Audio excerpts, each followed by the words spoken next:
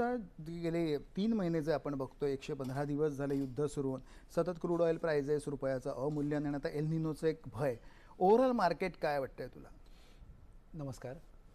तसं बघायला गेलं तर आपण मला खूपच चांगल्या दिवशी बोललो आहे, कारण आपण फ्रायडेला तर रॅली बघितली, खूप चांगली रॅली होती. जवळजवळ 400 पॉईंट निफ्टीवरती होती. आज परत आपल्याला गिफ्ट निफ्टी जवळजवळ 300 पॉईंटवरती दिसते. तर जवळजवळ 700-800 पॉईंट आपण जवळजवळ रिकव्हरी केलेली आहे. आणि जसं तुम्ही बोललात का, आपल्याला गुड न्यूज तशी मिळालीच आहे की US इराण डील जवळजवळ झाली आहे. पुढच्या 60 दिवसासाठी सीज फायर पण त्यांनी घोषित केलं आहे. तर त्याप्रमाणे आज बघितलं आपण तर क्रूड ऑइल आज जवळजवळ $80 आलं आहे, जे आपण पीक टाईम आऊट बघितलं जवळजवळ $125 पर डॉलर होतं. डेफिनेटली भारतासाठी खूप आनंदाची गोष्ट आहे. आणि भारतासाठी जसं आपण बोलतो की मेजरली इम्पॅक्ट जो आहे तो आपल्या करंट अकाउंट डेफिसिटवरती पडतो, कारण आपण 85 ते 90% क्रूड ऑइल आपण इम्पोर्ट करतो.